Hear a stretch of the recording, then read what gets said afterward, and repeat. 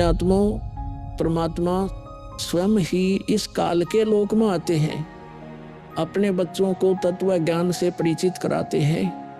दास के अंदर उसी पूर्ण परमात्मा कबीर साहिब जी की शक्ति काम कर रही है।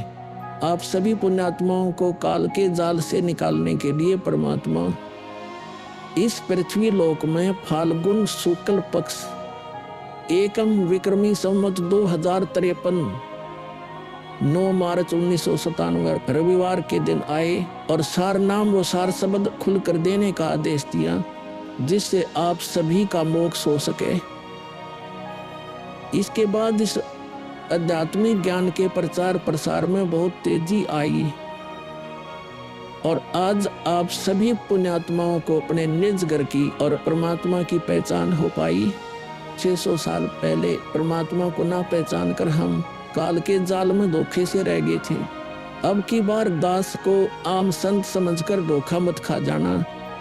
यदि आप इस परमात्मा के तत्व ज्ञान से पूर्णतः परिचित हो चुके हो तो दास के इस इशारे को समझकर अपना उद्धार करवा लेना और अपने अन्य भाइयों बहनों को भी कबीर परमात्मा का यह सच्चा मार्ग समझाना। दास को कबीर परमात्मा का मिलना आप सभी के जीवन के कल्याण का कारण बन रहा है। आपको अब उस दिन की घटना के बारे में बताता हूँ। ये सत्य घटना उस दिव्य प्रसंग की है जो आज तक केवल एक रहस्य था।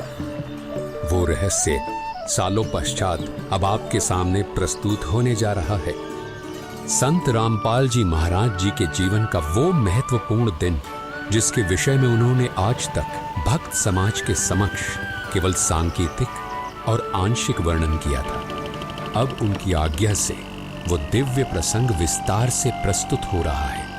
ये प्रसंग उस दिन का है जिस दिन संत रामपाल जी महाराज जी को कबीर परमेश्वर जी स्वयं इस धरातल पर आकर मिले थे। हे गुरुदेव राम देवानंद जी महाराज, ना जाने आपने इस दास में क्या देखा कि आपने इस दास को इतनी बड़ी जिम्मेदारी दे दी। अपने बाद मुझे गुरु पद पर बैठा दिया। ये दास अपनी आखिरी सांस तक आपके द्वारा दिया गया जगत कल्याण के मार्ग और मोक्ष के कार्यों को पूरा करने के लिए समर्पित रहेगा। परमात्मा का सत्य ज्ञान और सच्चा मंत्र हर घर तक पहुंचा के छोड़ूंगा, फिर चाहे कुछ भी बीते मेरे साथ। ये दास आजीवन परमात्मा के मार्ग में कार्यरत रहेगा। ये फाल्गुन शुक्ल पक्ष एकम विक्रमी संवत 2053 9 मार्च 1997 रविवार की बात है। संत रामपाल जी महाराज हरियाणा के झज्जर जिले के एक झाड़ली कस्बे में गरीबदास जी महाराज जी की वाणी का पाठ करने गए थे। वहां किसी कारणवश पाठ रद्द होने की वजह से वे वापस आ रहे थे। वहां से लौटते समय संत रामपाल जी महाराज कबीर परमात्मा की याद में मग्न अपने दुपहिए वाहन पर सवार वापस लौट रहे थे। संत रामपाल जी महाराज स्कूटर को रास्ते में एक चाय की दुकान के पास रोक देते हैं। राम राम महाराज जी। राम राम भगत जी। महाराज जी चाय समोसा लगा दूं? हाँ भगत जी लगा दीजिए।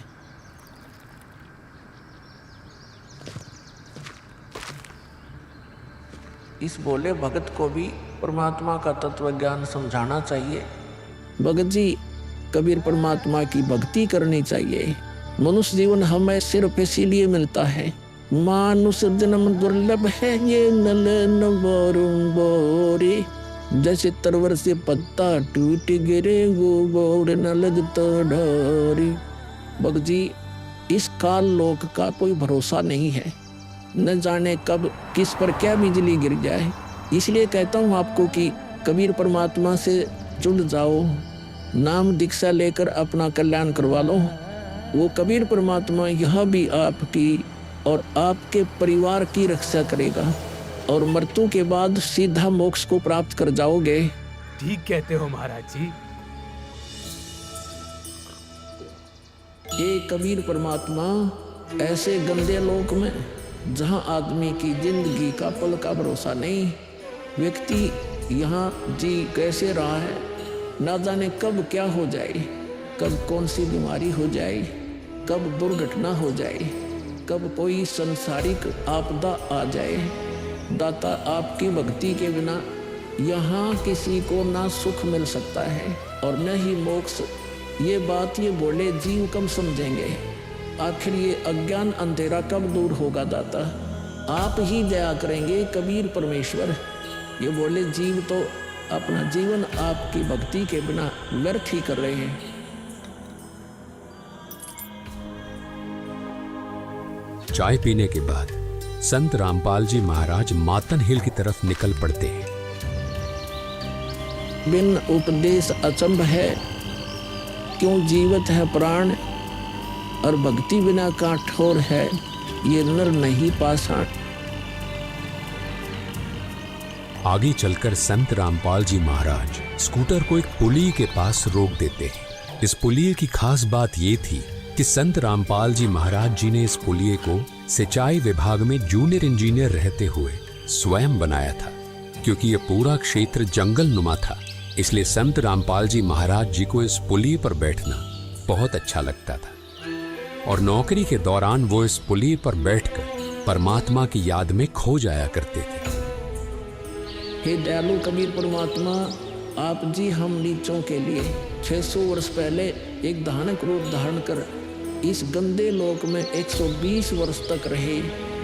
आप जी को गर्म तेल के कढ़ाई में